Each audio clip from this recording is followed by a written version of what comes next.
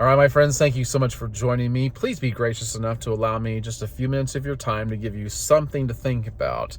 I want to talk about the word forbearance. It's not a word that we use in conversations very often, but it's also not passé. It's very relevant, and it's something you need to become familiar with and attempt to master. All right? Forbearance is the act of calm, patient suffering, and it does not come natural to anybody. You might think it does, but somewhere along the way, someone has had the reins pulled back on them. If it appears to be natural, it's a conditioning that we must assert on ourselves in order to be able to navigate the vicissitudes of life. It's not easy. That's why they call it suffering.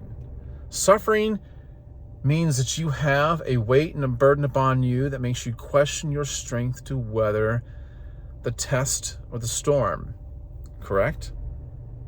We're all familiar with it, and it comes to us in many different ways. You might be dealing with traffic, the way people drive. So there are literally days when I feel like everyone around me is an idiot and is just trying to kill me. I see stupid things happen all the time. You're not supposed to text on your phone. You're not supposed to be doing anything on it. And yet I see even deputies and police officers doing that very same thing behind the wheel. And I think, well, what hope is there of making this happen and reducing accidents if that is taking place? Perhaps you have family members that disrespect you, or people at work who don't appreciate your work and undermine what you do. Perhaps your hot water heater went out, right? And you've never done it before, you've never worked on it before, but you're figuring it out and you're feeling a little proud of yourself, and then you find out that you get a letter in the mail from your insurance company that says to continue covering you, you need to replace your roof. It's about that time. You know how much that cost. And about the time you do that, you find out from your doctor it's time for you to come in for your physical. And you're just hoping the news isn't bad. But there's a slow drip that just keeps happening, and it repeats itself, seems like on a daily basis in one way or another. And it's hard. It's hard to bear the weight. And oftentimes we do not handle these things patiently and calmly. There's a lot of videos you can watch, a lot of people you can talk to probably in your life. And there's a lot of books you can read about confronting these injustices and these slights and these toxic behaviors from people and hitting them head on, making sure they never do this again. They never talk to you that way.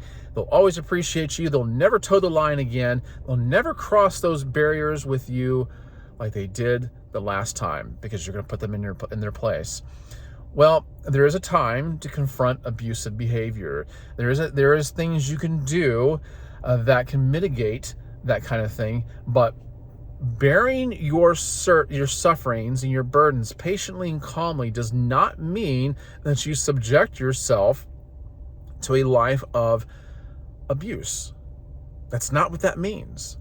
It just simply means that you're going to be faced with things that make you question your strength on a regular basis, and you've got to find a better way to deal with it other than with impatience and with wrath and with abusive behavior of your own. And that's what you need to figure out. The 19th century preacher Charles Haddon Spurgeon once said, "Cultivate forbearance till your heart yields a fine crop of it. Pray for a short memory as to all unkindness." The place where we see the weight of suffering the most is in our relationships with other people, right? I mean, the other things we can get over. We can buy our way out of mechanical problems, home improvements, things of that nature, or even just figuring out how we're going to pay for groceries or the next credit card bill. We can buy our way out of that. We can manipulate things and we can figure those things out And those things will not necessarily abuse us, but other people will. Or at least we think that's what it is, right? Like I said, we're on the road and we see how people we seemingly take advantage of us by cutting in front of us, cutting us off, not regarding human life with any kind of respect.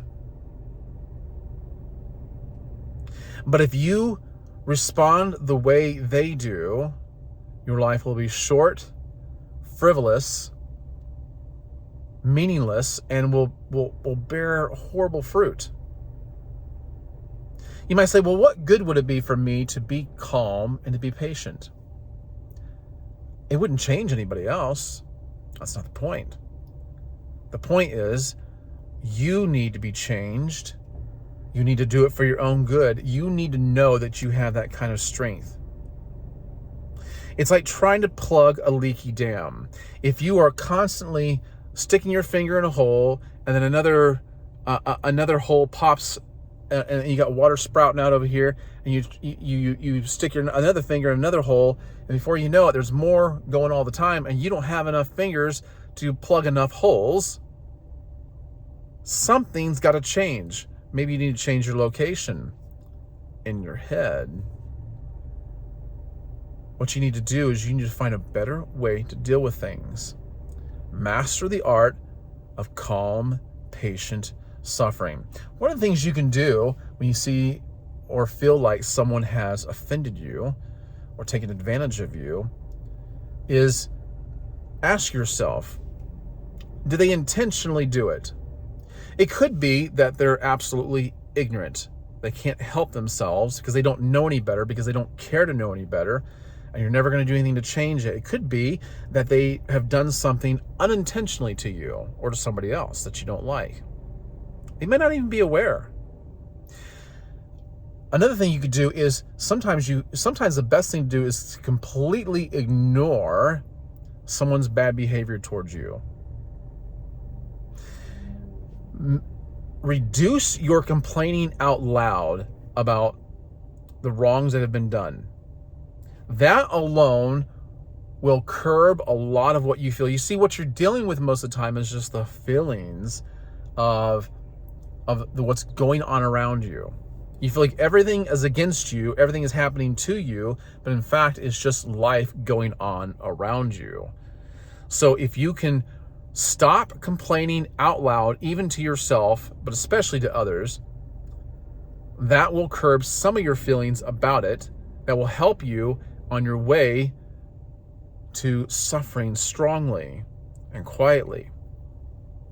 The other thing you can do is give people the benefit of the doubt. Tell yourself also that you're going to give things time. Allow yourself to believe that you could handle things in a different way, but you're going to defer a response for a time.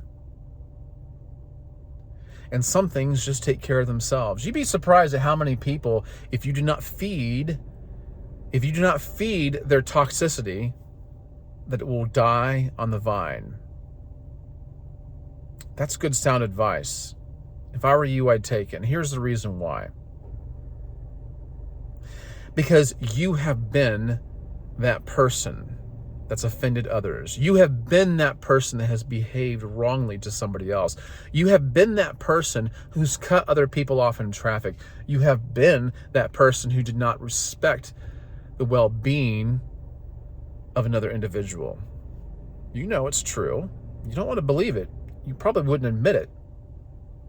You probably give yourself a glowing review if you ever have to talk about yourself to others. Well, I'm not like this, but so-and-so did that.